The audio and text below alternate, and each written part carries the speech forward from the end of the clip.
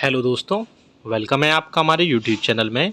Pensioners, family pensioners और कर्मचारियों के लिए मैं 3 बड़े अपडेट लेकर आया हूं मैं। जी हां दोस्तों, जिसका सीधा-सीधा असर आपकी फैमिली पेंशन, आपकी पेंशन और आपकी कर्मचारियों और आपकी यानी कि कर्मचारियों की सैलरी पर भी पड़ने वाला है।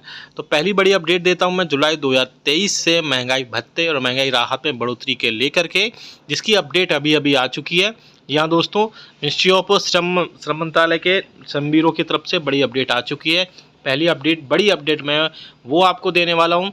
दूसरी बड़ी अपडेट है आपके पेंशन में बढ़ोतरी को लेकर के। जी हाँ दोस्तों, आपको पता है कि 80 ईयर्स में बढ़ोतरी 20% होती है। इसके अलावा भी बहुत सारी इसमें अलग अलग लेवल में बढ़ोतरी की बात की जा रही है, वो भी मैं डिटेल में इस वीडियो में बात करने वाला हूँ।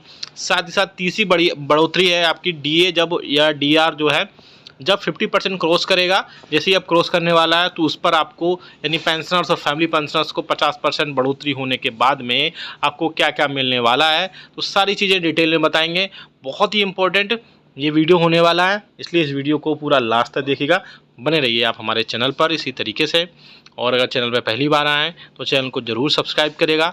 साथ ही साथ आप हमारी वीडियोज़ की लेटेस्ट जो नोटिफिकेशन होती है वो आप तक पहुँचे, उसके लिए आप घंटे के निशान को भी प्रेस करिएगा। बहुत सारे पेंशनर्स की कंप्लेंट रहती है कि हमारी जो न्यूज़ हैं वो अपडेट नहीं होती हैं। बेसिकली आपको थोड़ा सा टेक्निकल चीज़ में बता दूं कि आपने चैनल को सब्सक्राइब तो कर रखा होता है, लेकिन बेल आइकन को प्रेस नहीं कर रखा होता है।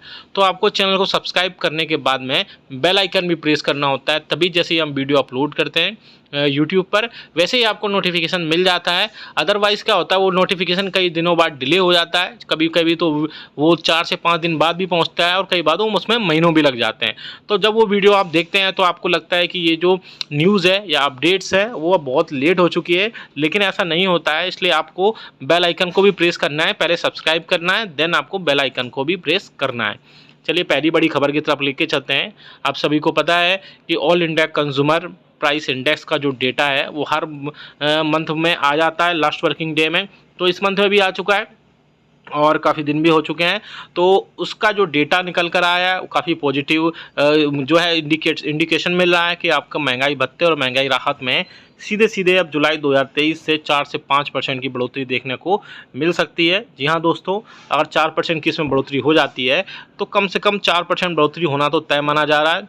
बाकी अब एक मंथ का जो भी all India consumer price index का जो डेटा आएगा उसके बेसिस पर आगे उसमें सारी चीज़ें फिक्स होंगी, सारी चीज़ें तय होंगी। और महंगाई भत्ते और महंगाई राहत में बढ़ोतरी के बाद में 46 से लेकर के 47% महंगाई भत्ता और महंगाई राहत हो जाएगा। ऐसे में पेंशनर्स को भी बहुत ज़्यादा राहत देखने को मिलेगी, क्योंकि पेंशनर्स की पेंशन में सिर्फ जो है पेंशन में सिर्फ डीआर यानी कि डियरनेस रिलीफ ही बढ़ोतरी होती है, बाकी चीज़ों में बढ़ोतरी नहीं होती है। जबकि एग्जिस्टिंग एम्प्लॉयज़ या फिर जो सर्विंग एम्प्लॉयज़ हैं उनकी सैलरी में काफ़ी सारी चीज़ें और भी ऐड होती हैं, जिसमें टीए, डीए, एचआरए और कई भी सारे अलाउंसेस जो मिलते हैं वो सारी ऐड होती हैं।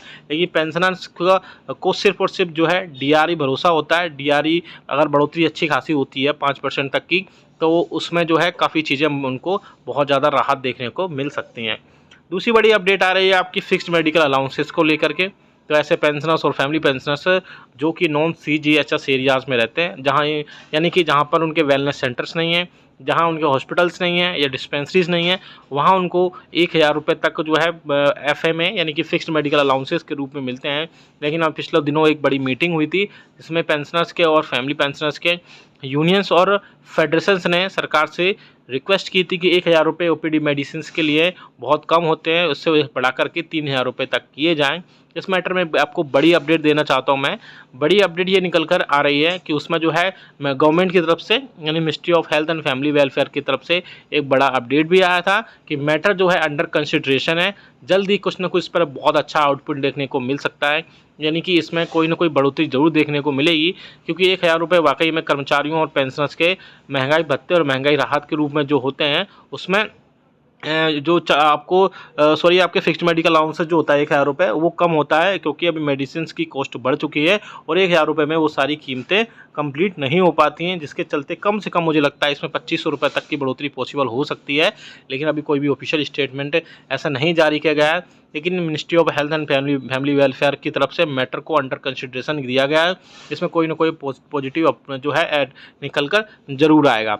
तीसरी बड़ी जो खबर है वो पेंशनर्स की फैमिली पेंशन को लेकर के है। जैसा कि आप सभी को पता है कि पेंशनर्स की फैमिली पेंशन में 60 से लेकर 79 ईयर्स के बीच में कोई भी बढ़ोतरी नहीं की जाती है।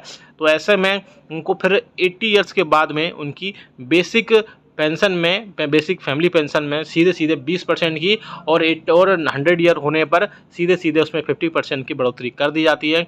लेकिन ऐसे पेंशनर्स इस बीच सबसे ज़्यादा होते हैं जो 60 ईयर से लेके 79 ईयर्स के बीच में होते हैं, और उनके सिर्फ डीए में बढ़ोतरी होती है और बाकी चीज़ों में बढ़ोतरी नहीं है, डीआर में बढ़ोतरी होती है और बाकी चीज़ों में बढ़ोतरी नहीं की जाती है। तो ऐसे में पेंशनर्स की पेंशन में बढ़ोतरी से रिलेटेड बहुत सारी चीज़ें अपडेट होती रहती हैं।